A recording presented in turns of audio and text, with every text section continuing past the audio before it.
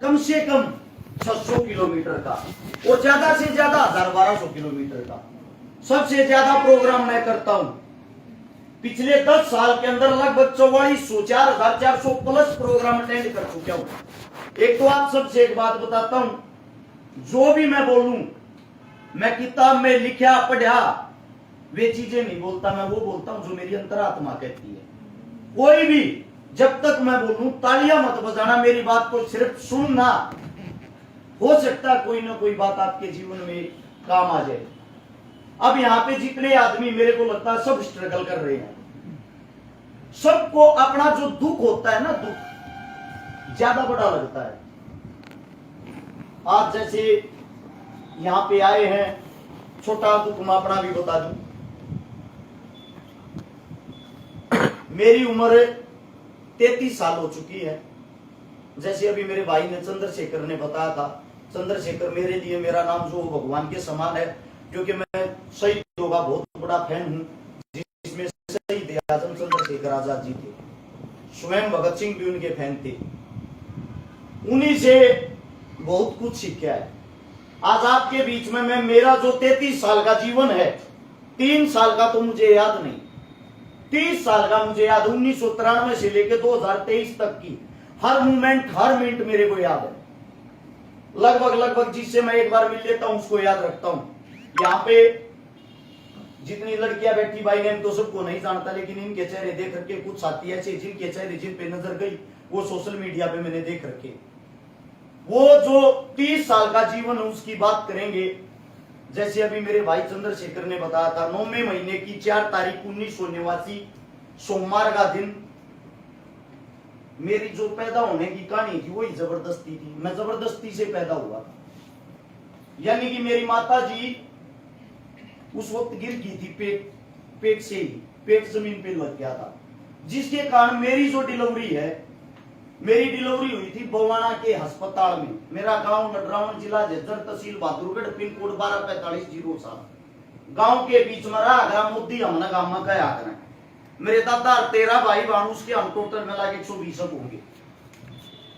और उनके बीच से मैं आप लोगों को एक बात बता देता हूं, बवाना के अंदर 3 से 4 दिन बाद मेरी डिलीवरी हुई थी।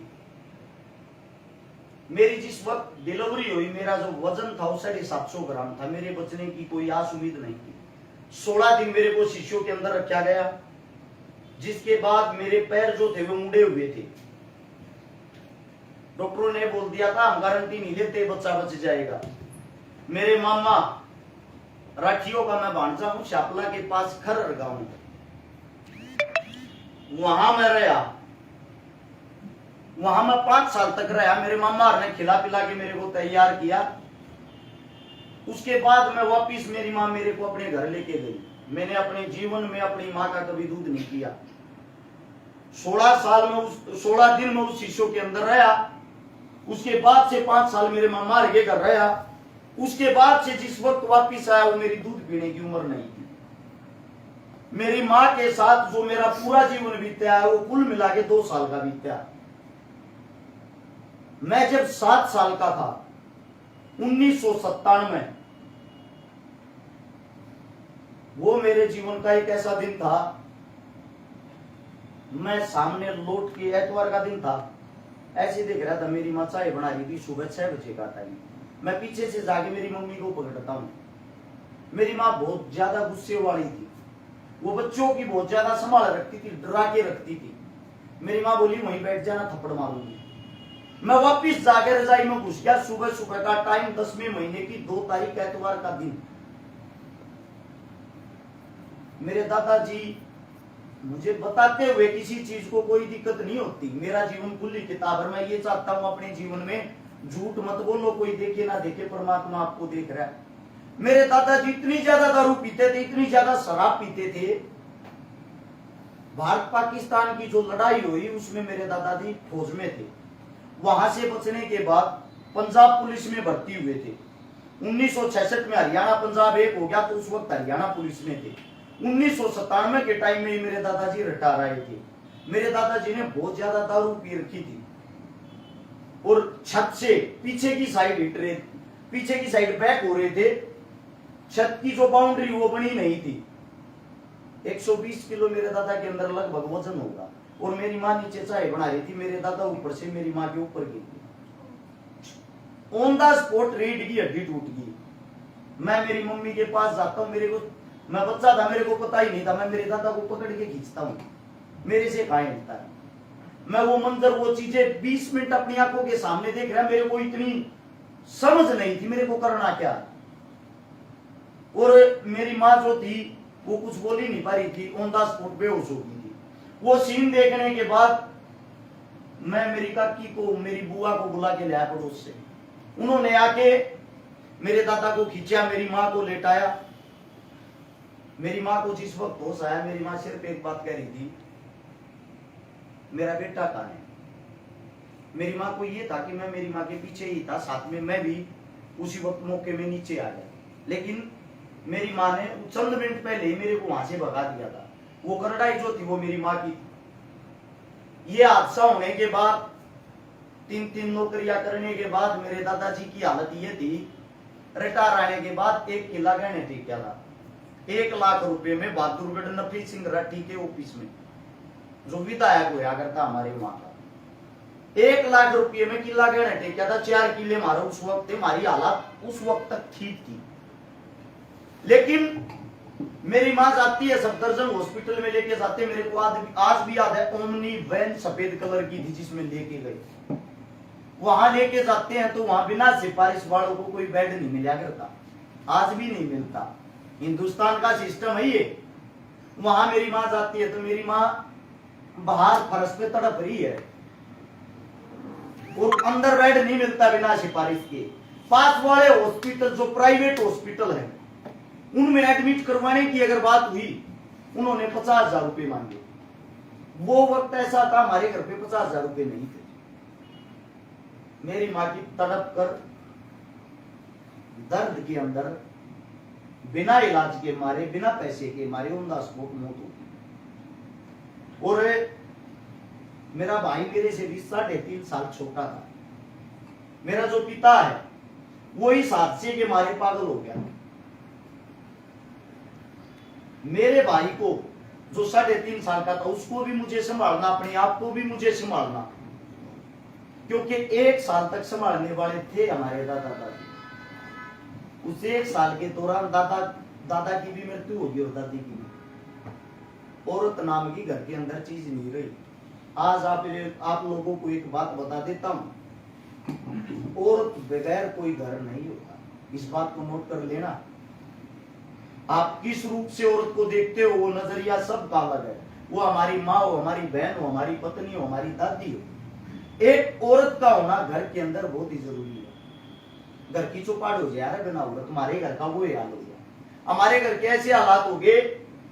सच्चाई तो ये है, जब आपके घर का कोई मरता है ना, आपका सह अगर आपकी मां मर गई 1 हफ्ते तक या 13वीं तक, सब आपकी मां बन जाएंगी।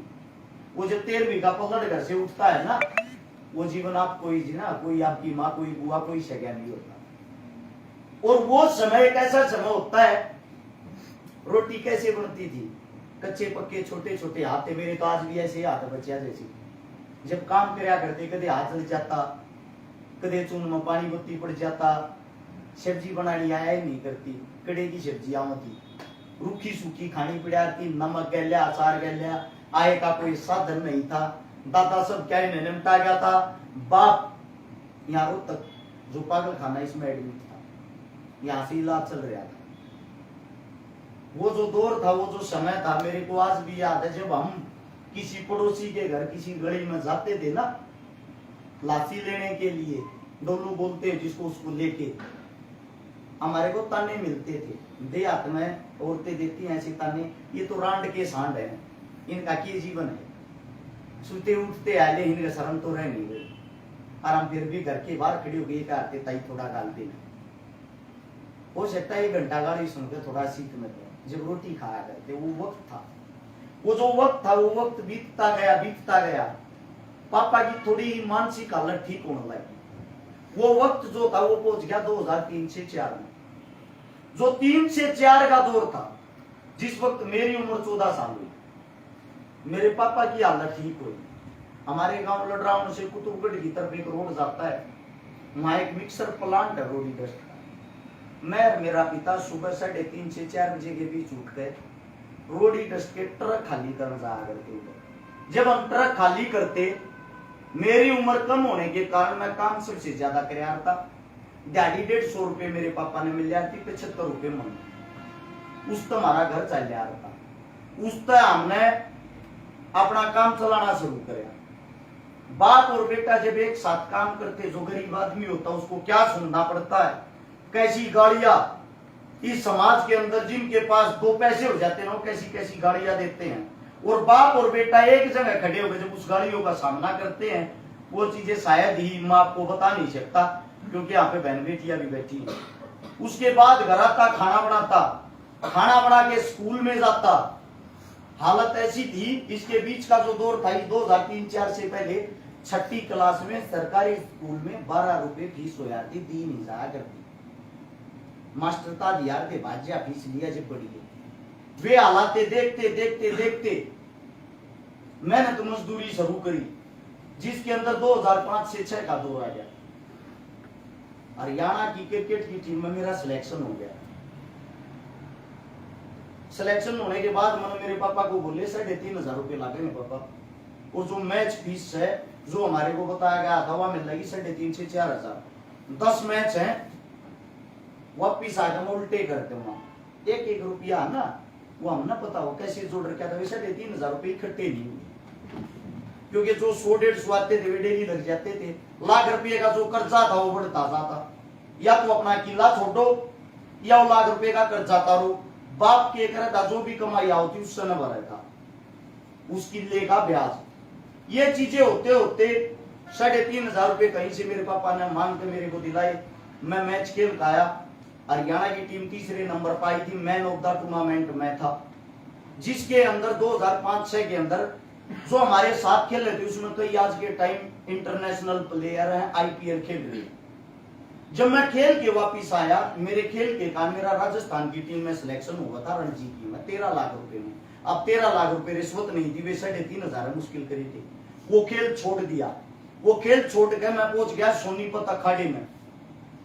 उस वक्त जो मेरा काका था, मेरा काका सब कुछ संभालने लग गया, हमारा घर दोबारा से रूटीन में आ गया।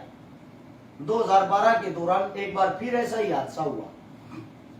बिजनेस में मेरे काका को ऐसा लॉस लग गया, जिसमें मेरे काका के नाम के 2 किले, वो किला जो हमने वापिस ले लिया था वो, और साथ में हमारे घर में 13 दस्तेरी गाड़ी थी। सारी गाड़ी जो कुछ था सब क्या हमने रखता है वापिस वही आगे जो हमारा जीवन 1997 में था। वो जीवन आते ही मेरे पास फिर आता है, मेरा काका हॉस्पिटल में है जिसके अंदर 3,000 प्लेट रह रही है, मैं बोल हो रहा। मैं मेरे काका के पास जाता हूँ, मैंने पूछी काका दिक्कत क्या है। काका बताता है सारा कर्जा तार के सब कुछ बेचने के बाद भी मेरे ऊपर कर्ज बचा हुआ 85 लाख का। अगर उसको लेके हम मर गए तो कहावत बन जाएगी मोदी का कर्जे नीचे दब के मर गए। मैं बोलिया फिर टेंशन क्या की मान रहा, या जमीन के काम आओगी। हमारे नाम के 2 किले बच रहे मेरे बाप के नाम की। मैं मेरे बाप के पास जाकर फरमाइश करूं, पापा किला बेचाएंगे, अपना कर्जा तारेंगे, हमारे गांव की जमीन बहुत महंगी। या बात मैंने जब मेरे पापा तक कही, मेरा पापा अच्छा एक ऐसी चीज होती टोटा जिसमें घर पाट जा रहा है और जिसमें आपस में भाई भाई का बैरी हो जा रहा है। मेरा बाप कहता है ये तो अपने हाथ में तो खा गया, हमारे और खा गया, इस जमीन के हमारे तुम न को ब्याह देगा, ब्याह होगी ना गाना। तो मैं बोलिया पापा मैं बेचूंगा। नहीं बोला बेचेगा तो भाई मेरे घर में नहीं बढ़ जाएगा। मैं बोलिया पापा मैं तेरे घर में नहीं बढ़ूंगा जब तेरी जमीन उल्टी नहीं दे दी, पर मैं बेचूंगा। बहादुरगढ़ जब हम जमीन तरवान गए तहसील में, एक साइड मेरा बाप रोने लग रहा, मेरा नाश हो, एक साइड मेरा काका रोने लग रहा, मेरा नाश हुआ। इसलिए तो नाश हो रहा था मेरा, क्योंकि जीवन आगमन मेरा बाप भी संभालना, मेरा काका भी संभालना, मेरी जमीन भी संभालनी। वो जमीन उतारने के बाद कर्जे से मुक्ति मिली, लेकिन हम रहे सुनना, हमारे पास कुछ नहीं रहा। मेरे साथ में मेरा भाई बैठा सुमित, मेरी घर पहलवानी कर रहा था। बचपन का मेरा लंगोटिया यार है, मेरा भाई बैठा प्रदीप लंगोटिया यार है। ऐसी नौबत आ गई थी। सच्चाई जो है, हम खाड़े के अंदर हम सब गरीब परिवार आते थे, रात के टाइम एक दिन आलू की बोरी चोर के लाए थे। क्योंकि चून करता आ जाया करता, घर में और कुछ नहीं रहा था। वो आलू की बोरी थे, एक दिन आलू का घोल बना रहे थे, एक दिन आलू की चटनी बना रहे थे, एक दिन आलू के परांठे बना रहे थे, वे भी सूखे, ना तेल था ना पानी था ना और कुछ था। वो टाइम काटा पूरे 6 से 9 महीने बाद जब हमारे पास रुपये हुए, उस ताऊ से जाके तब ये पूछा कै रुपया की आलू की बोरी आई थी, ताऊ हम ठागे लेके थे 6 महीने पहले। उसने बताई 435 या 40 रुपए की, उसको 850 रुपए 6 महीने बाद देखा डबल करके हम ठागे लेकर गए थे। वो टाइम वो दिन देखने के बाद अब जो समाज सेवा की बात आती है, 2012 में मेरा सर्कल बन गया था। सर्कल बनने के बाद हम गरीबी से जूझ रहे थे, हमने मदद करनी शुरू करी। हमने ये सोचा हम गरीब हैं, काम चल जाएगा। हमारे साथ वाले जो नौकरी लागन लगे, कोई पुलिस में लग गया, कोई आर्मी में लग गया, कोई किसी चीज में लग गया, हमें खुशी हुई, संतुष्टि हुई, हम मजबूत होने लगे। हम जब मजबूत होने लगे तब मैंने एक बात सोची थी, मेरे जीवन में जो गाली, जो दुख, जो तकलीफ, जो दर्द मैं सहन कर रहा हूं, मेरी आंखों के सामने मैं किसी बहन को, किसी भाई को तड़पता हुआ नहीं देखूंगा। मेरे से जितनी होगी मैं अपने जीवन में मदद करूंगा। वो मदद का सिलसिला 2012 से शुरू हुआ। 2015 से मेरे को सोशल मीडिया चलानी आई। 15 से मेरे को 15 के एंड में या 16 के फर्स्ट में लाइव आना आया था। सबसे पहली बार सोशल मीडिया पे वीडियो डालने वाला मैं था। उससे पहले खाली फोटो और पोस्ट डलिया थी। 2016 में जब वो लाइव का ऑप्शन आया, सबसे पहले लाइव आने वाला भी मैं था। मैंने लोगों को बताया ये सोशल मीडिया, इसका आप सदुपयोग भी कर सकते हो। और उस वक्त 2016 में मेरी शादी हुई थी। हम सब जो मेरे जितने भी सुख दुख के साथी हैं, हमने कभी पैसे को तवज्जो नहीं दी, हमने अपने दोस्तों को तवज्जो दी। मुसीबतें आज तक साथ चल रही है, हमारी कोई सक्सेस नहीं कि हम अपनी स्टोरी सुना रहे। 2016 में मेरी शादी से पहले, जो मेरी शादी होती है उससे पहले, हम सब दोस्त मिलके एक दोस्त को 64.5 लाख रुपए देते रहे उठा के। हमारे पास तो कुछ था नहीं, नंगड़ आदमी थे, उठा के देते हैं ये लेवल। किसी के घर में कोई मौत का सिलसिला था, उसकी जमीन खोस थी, 64.5 लाख रुपए जब उसको उठा के दिए, जिसको पैसे दिए वो आदमी मर गया। दोबारा से फिर हम दोस्तों ने स्ट्रगल शुरू कर दी उस कर्जे को उतारने के लिए। यानी कि आज मेरी शादी होती है, किराए के मकान में रहता हूं, जो कल का दिन है, यानी कि जो सुबह होती है, सुबह 64.5 लाख का कर्जा सिर पे है। वे चीजें, वो दौर जब मेरी जो बीवी है उसके पेट में जब बच्चा था, हमने वो चीज देखी है। ज्यादा बड़ी कहानी तो क्या बताऊंगा। जिस दिन डिलीवरी थी उससे पहले मैं भगवान से ये हाथ जोड़ रहा था, हे भगवान मेरी पत्नी की नॉर्मल डिलीवरी हो जाए ठीक। मैं तो मुश्किल तक ब्याज पे कर्जे पे 20,000 रुपये इकट्ठे हुए हैं, और 20,000 में ऑपरेशन से बच्चा नहीं होता। डॉक्टर ने ये बोल दिया था ऑपरेशन का खर्चा 50 से 80,000 रुपया होगा। मैं बोला डॉक्टर जी अगर नॉर्मल डिलीवरी हुई तो 12.5 से 13,000 रुपये। मैं भगवान से सिर्फ यह हाथ जोड़ रहा था, मेरे को सिर्फ एक लड़की हो, सिर्फ एक, अगर लड़की होगी तो एक ही रखूंगा। जीवन भर में सब कुछ कमाऊंगा, कमा के अपने जीवन को एंजॉय करूंगा, अपनी लड़की की उसकी मन मर्जी से शादी करूंगा और सब कुछ उसी को दे दूंगा। जीवन ही समाप्त हो जाएगा, ज्यादा सोचने की जरूरत नहीं। लेकिन परमात्मा ने मेरे को लड़का दिया। लड़का जब हुआ, भगवान की दया से वो नॉर्मल डिलीवरी होगी, और उस 20,000 रुपए में वो काम चल गया। जो भाई बता रहा था अभी, वो 43,000 रुपए किलो अमरूद हुआ। वो जैसे ही लड़का होता है, लड़का होने के बाद वो लड़का इतना भाग्यवान हुआ, मेरे पास मेरा काम चल गया, पैसा आना शुरू हो गया। दौर था जो शायद लड़का 2 महीने का था, मैं मेरी पत्नी की फीस जमा कराने के लिए MD यूरो तक आऊं था। खरखोदा जो बाईपास वहां से घूम रहा था, वहां अमरूद वाले बैठते हैं, टोकरा लेके आज भी बैठते हैं। वहां एक बूढ़ी औरत रोन लाग रही, टूटा और छोटा फोन ले रही, उसमें रबड़ बांध रही। मैंने अमरूद लेने के लिए गाड़ी रोकी, मैं बोला ताई 1 किलो अमरूद दे दे। उसने मेरी बात ना सुनी, वह रोवे थी तो मैंने उस ताई तो बोला ताई के बात होगी, के दुख हो गया। उस ताई ने छो में लगता है, ने बोली जो काम कर वो अपना काम कर ले। मैं बोला ताई के बरा में तेरा काम आ जा, बता तो दे। ताई के मुंह तो छो में यो शब्द लिखा, तू भगवान है, तू मेरा काम आओगा, जो तेरा काम वो कर ले। मैं समझ गया ताई छो में कोई ज्यादा बड़ी मजबूरी है। उम्र उस ताई की लगभग 60 से 65 साल होगी। मैं बोला ताई फिर भी बता दे कि मैं भगवान ना हूं, मैं मजाक कर रहा हूं उसके साथ, उसको उसकी मानसिक टेंशन दूर करने के लिए। उस ताई ने बताई मेरी बेटी का और मेरी बेटी के बटेऊ का दोनों का एक्सीडेंट हो गया। उस एक्सीडेंट में बटेऊ की तो ऑन द स्पॉट मौत होगी और बेटी के पेट में बच्चा था। एक्सीडेंट इतना भयानक था, रोड पे ऑन द स्पॉट डिलीवरी हो, और उस डिलीवरी के कारण मेरी बेटी अस्पताल में है। मेरे धोते अमरूद का टुकड़ा कुछ नहीं। मेरी जेब में 43,000 रुपए थे, वह जो फीस के थे, मैं खुद ब्याज को उठा कर लिया था, स्ट्रगल कर रहे थे, मन बेताई दे दी। वह ताई इतनी खुश होगी, वह ताई ने मेरी अगली बात नहीं सुनी, टोकरे ने छोड़कर भाज दी। मैं बोला ताई मेरे ते अमरूद तो दे जा, 1 किलो अमरूद लेकर मैंने अपनी गाड़ी उल्टी मोड़ दी। मैं घर जाकर मैंने अपनी पत्नी को बताया यह बात होगी, तेरा एडमिशन की जो फीस थी वह नहीं भर पाया। मेरी पत्नी लगातार पढ़ती है, एक वही साल ऐसा जिसमें फीस ना होने के कारण उसकी पढ़ाई होगी। जो भी था जैसा भी था, अपने दिल दिमाग में ये आता अगर कोई मजबूरी में आपके पास अगर 5 रुपए देने की कोशिश करो। महात्मा गांधी, हालांकि मैं उनको फॉलो नहीं करता, लेकिन उनकी एक बात है, उनके घर में चोरी हो जाती है उसकी कुटिया में। कस्तूरबा गांधी ये कहती है जी चोर आए थे सब कुछ ले गए। महात्मा गांधी बोले सब कुछ ले गए, हाँ सब कुछ ले गए। वह बोली वैसे किया वो चली है, अपने पल्ले का पंजी बांध रही थी। कस्तूरबा ने खोल कर महात्मा गांधी थे। महात्मा गांधी ने बोला फिर चोरी उन्हें थोड़ी चोरी तो तन्ने करी है, उन्हें तो जरूरत थी या पंजी और दे देती के उनका काम आ जाता। आपकी जेब में जो कुछ हो सकता है वो किसी दूसरे का जीवन बचाने के लिए आपकी जेब में हो। मेरा मानना यह है अगर आपकी पार बसाती तो दान दे देना चाहिए। वहां से जो अमरूद वाली बात हम अपने घर जाके अपनी पत्नी को ये बात बताई तो मेरी पत्नी, मैं कहता हूं मेरी पत्नी नहीं मेरी दोस्त है। आज तक जो उसने मेरा जीवन में साथ दिया वो साथ किसी ने नहीं दिया। और समाज के लिए समर्पित की बात आती, जैसे मेरा भाई बताओ था, मेरे छोटे से भाई का ब्याह था, उस सदनसी साई गांव में हरियाणा की पंचायत थी, और उस पंचायत वो बहुत मायने रखती थी क्योंकि जो आरक्षण के नाम पर जातिवाद फैल गया था उसको जोड़ने के लिए पंचायत। मैं मेरे भाई के ब्याह में नहीं गया था, मैं पंचायत में गया था। यहाँ भी बैठी गुड़िया ने 1-2 नंबर न्योता दिया था शादी का।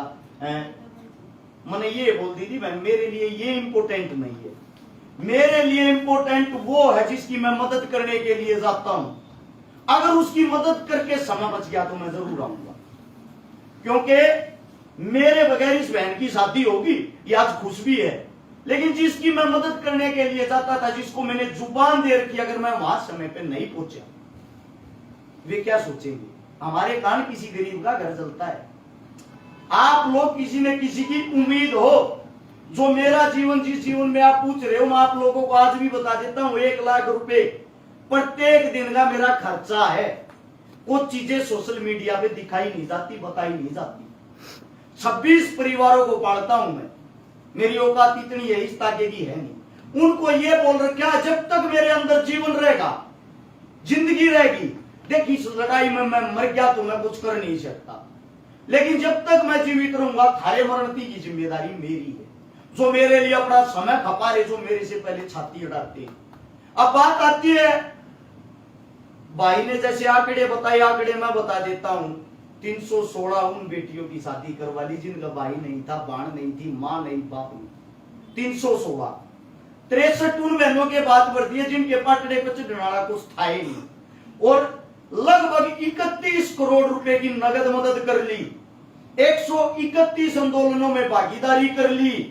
जो ये बहन बेटियों के साथ बलात्कार होता है, दरिंदगी होती है, 14 साल से कम उम्र की बच्ची के साथ बलात्कार होने पर जो पोक्सो एक्ट है जिसके तहत फांसी दी जाती है, उसके लिए दिल्ली जंतर मंतर पर 7 आंदोलन हमने करी। वे लाठियां हमने खाई थी जब यो पोक्सो एक्ट बनाया था। अब गलत कुकर्म करने पर, दुष्कर्म करने पर फांसी दी जाए। 131 ऐसे आंदोलन जवानों के लिए, किसानों के लिए, पहलवानों के लिए चल रहा है। पुलवामा अटैक के लिए सुबह शाम दिन रात जब घर से निकलता हूं, मेरी बीवी मेरे से एक बात पूछती है, वापिस कब आओगे? मेरा एक ही जवाब होता है, मेरे को ही नहीं पता। क्योंकि उसका कारण ये है, जब आप अच्छाई के सच्चाई के रास्ते पर चलते हो ना, सब आपके दुश्मन हैं। मेरे दुश्मन क्यों है? उसका रीजन है, एक गरीब मजदूरी करने वाले का बालक, रोडी टेस्ट तारने वाले का बालक, आज वो मतलब जिनके ट्रक होया करते, जिनका मजदूरी करया करते, आज वो उनके ऊपर जा रहा है, उसकी बूझ हमारी नहीं। लोगों को अपने समाज के अंदर है ना, ये जो भेदभाव है, ये चढ़नी इस चीज से आज तक मैंने अपने जीवन में कभी भी किसी का कटाक्ष नहीं किया, किसी का उल्टा नहीं किया, किसी के साथ कोई हाथापाई नहीं हुई, कोई द्वेष भाव नहीं रखता।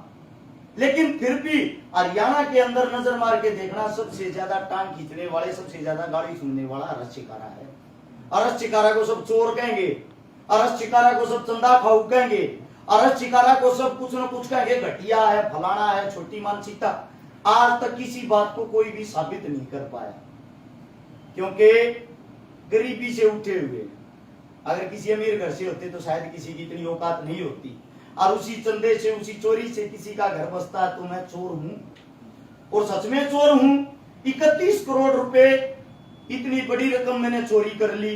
और आगे आने वाले जीवन में लक्ष्य भी बता देता हूं, 316 मेरे लिए कोई मायने नहीं रखती। मैं ये सोचता हूं हर साल 3016 बेटियों की शादी करूं, हर गांव में, हर जिले में, हर शहर में ऐसा ही कोई अरस चिकारा हो, एक नहीं, 1000 नहीं, 1 लाख अरस चिकारा हो, जो किसी न किसी बहन बेटियों की ऐसे ही मदद करते रहे।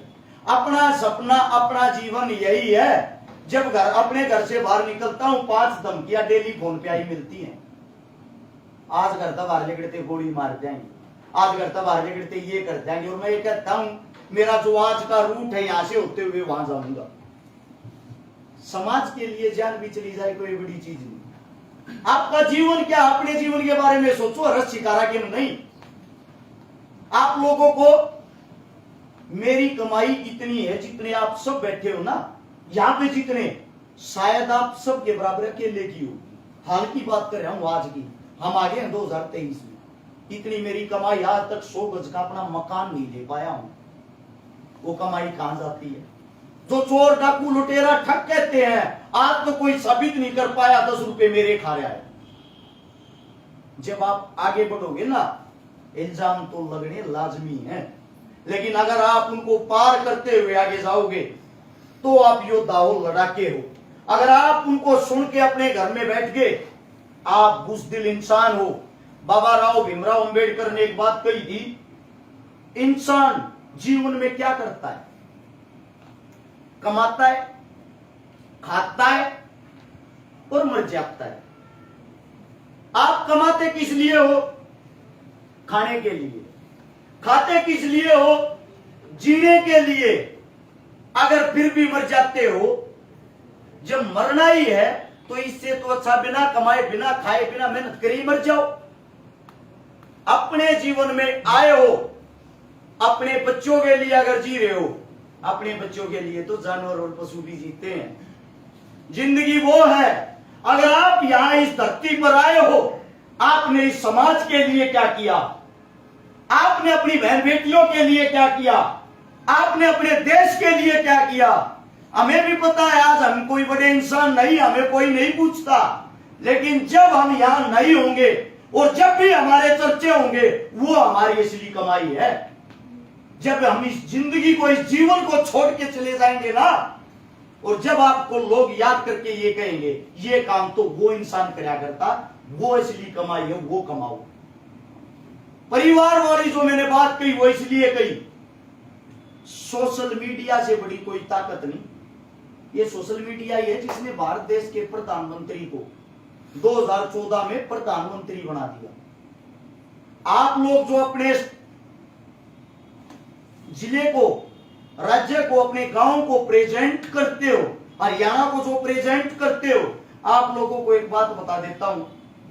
एक मैंने माफी चाहूंगा अगर यहीं बैठी हो या इनके पीछे ही कोई हो, एक लड़की और आती है, वो ज्यादा नाप शनाप गंदी बातें बोलती है, ऐसी रिकॉर्ड करके।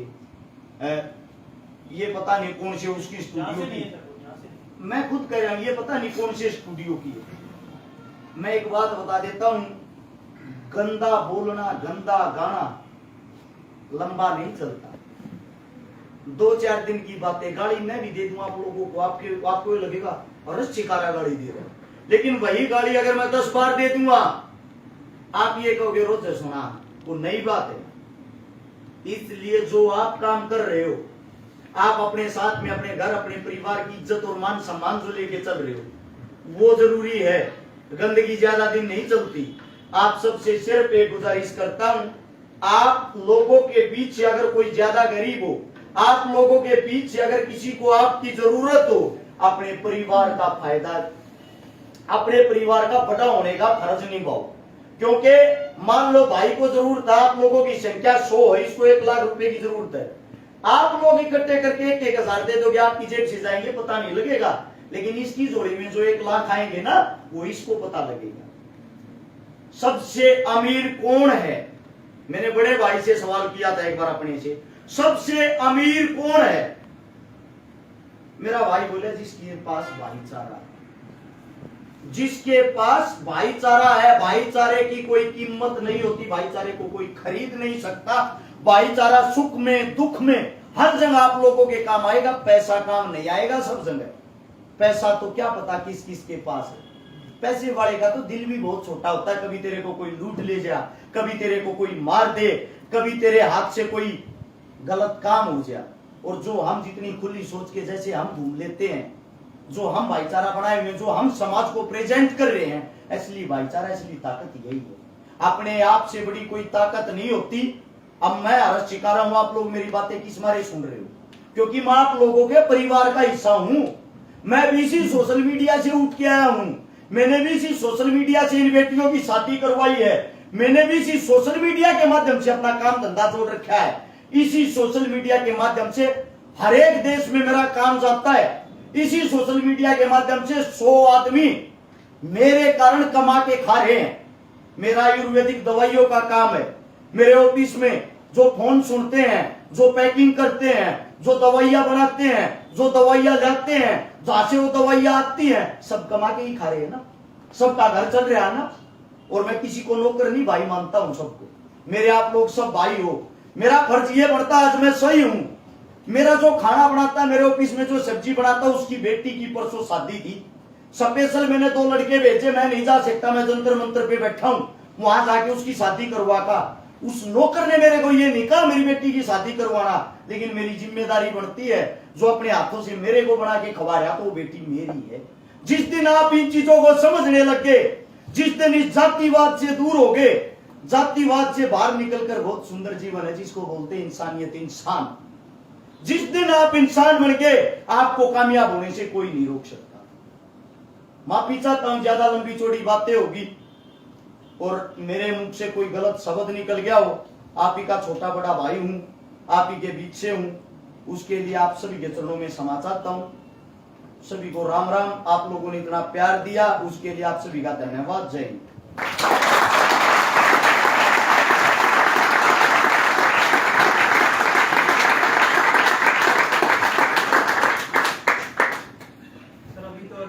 आपको स्क्रीन पे देखा है, लेकिन जैसे आवाज सुन के शायद आप सभी के साथ भी ऐसा हो, रग में, रगों में जो खून है ना वो थोड़ी सी ज्यादा गति से चलने लग गया था। एक प्रेरित जो बातचीत हमने आपसे एक्सपेक्ट की थी उससे बहुत ज्यादा थी। इस दरमियान सर हमारे साथ है अनु शर्मा जी।